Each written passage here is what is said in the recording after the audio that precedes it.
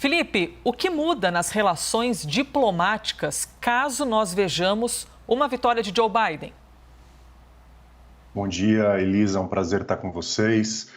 Caso o Joe Biden vença, eu imagino que no início as relações entre Brasil e Estados Unidos vão esfriar, principalmente diante da posição do presidente Bolsonaro, que manifestou apoio à reeleição do presidente Trump, e também pela própria agenda de política externa do candidato democrata, que deve priorizar a questão do aquecimento global, do meio ambiente, de combater o problema da taxa de desflorestamento cada vez maior que acontece aqui no Brasil, o problema da queda da biodiversidade, de um agronegócio menos sustentável. Então, isso deve, no início, causar problemas nas relações bilaterais, algumas tensões, mas no médio prazo, a minha expectativa é que um pragmatismo acabe prevalecendo de ambos os lados, e mesmo que as relações não tenham mais aquela intensidade e proximidade que elas têm atualmente, pela própria proximidade entre o presidente Trump e o presidente Bolsonaro,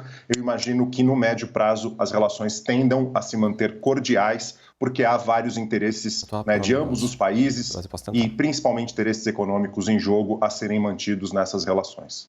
Professor Rafael Colombo, bom dia, obrigado pela entrevista aqui para a CNN. Eu gostaria de saber que avaliação o senhor faz da disputa até agora.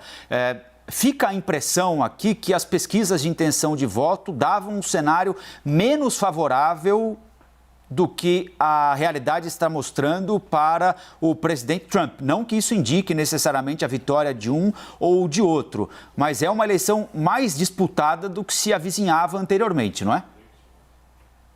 Certamente, Colombo.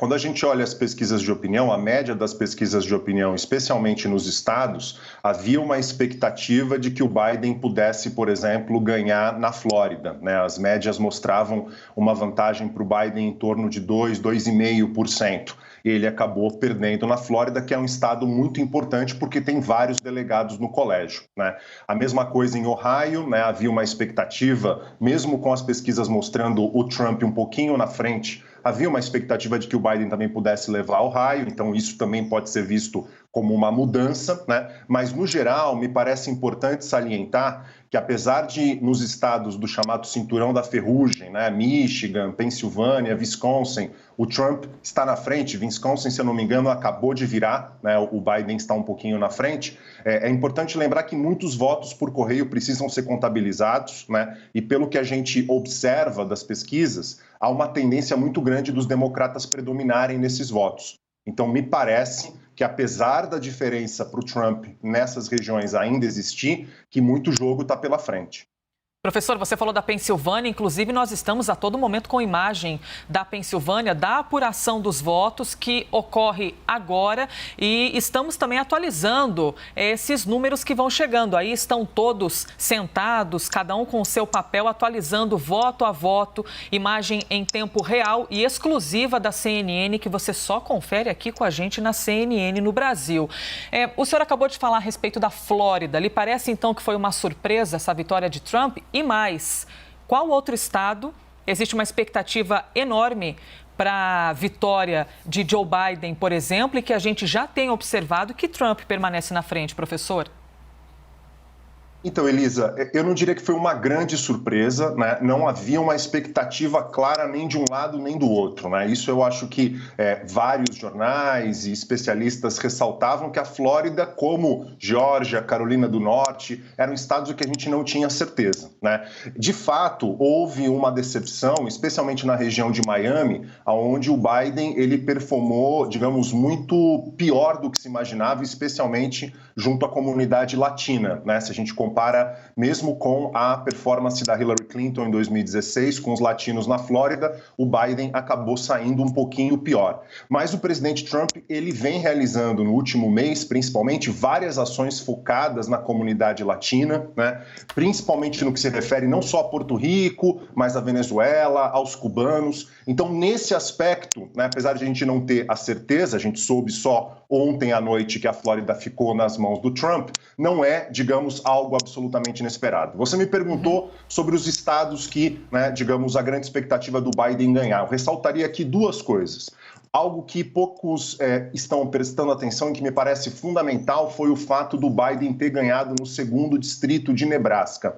Nebraska e Maine são 2 estados nos Estados Unidos em que o vencedor não ganha todos os delegados no colégio, né? Existe uma votação também por distrito. E esse segundo distrito de Nebraska, ele foi para o Trump em 2016 e acabou indo agora para o Biden. Isso pode fazer uma diferença muito grande, especialmente se a votação for apertada. Então, eu diria para as espectadoras e espectadores que os estados fundamentais que a gente tem que prestar atenção agora são Geórgia, em que principalmente o voto em Atlanta está para ser contabilizado e tende a ser um voto mais pró-democrata, né? Se o Biden ganhar na Geórgia, a situação fica difícil para o Trump.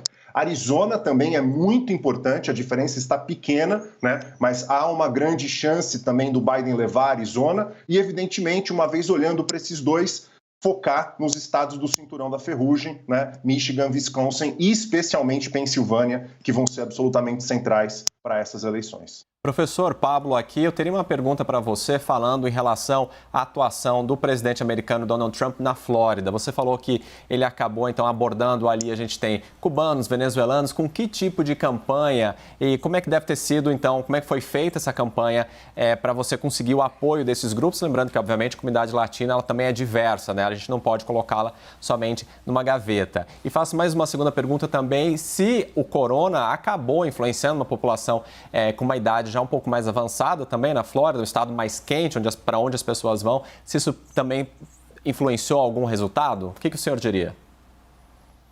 Então, Pablo, na verdade eu vejo vários movimentos do Trump, né, para a comunidade latina da Flórida, que, como você bem ressaltou, é muito heterogênea e multifacetada. Então, por exemplo, a aprovação, né, de ajuda econômica para Porto Rico, né, que é uma comunidade que, né, na Flórida o Trump não tem um grande apoio, mas especialmente uma atuação em termos de política externa muito dura, né, com regimes de esquerda aqui na América Latina, né, uma reversão da política do governo Obama de aproximação com Cuba, por exemplo, lembrando que na Flórida há muitos descendentes de cubanos que são anticastristas, né, que têm uma perspectiva muito crítica sobre a Revolução Cubana de 1959, né, a própria atuação do presidente Trump duro com relação à Venezuela, lembrando que o secretário de Estado Mike Pompeo visitou, né, o Brasil, a Guiana, recentemente, dentro dessa perspectiva de mostrar para a comunidade latina da Flórida, especialmente descendentes de venezuelanos e mesmo cubanos, que o presidente Trump estaria agindo de maneira firme contra o regime Maduro. Então, esses são aspectos que me parecem bastante importantes. E com relação aos idosos, que você bem colocou, de fato,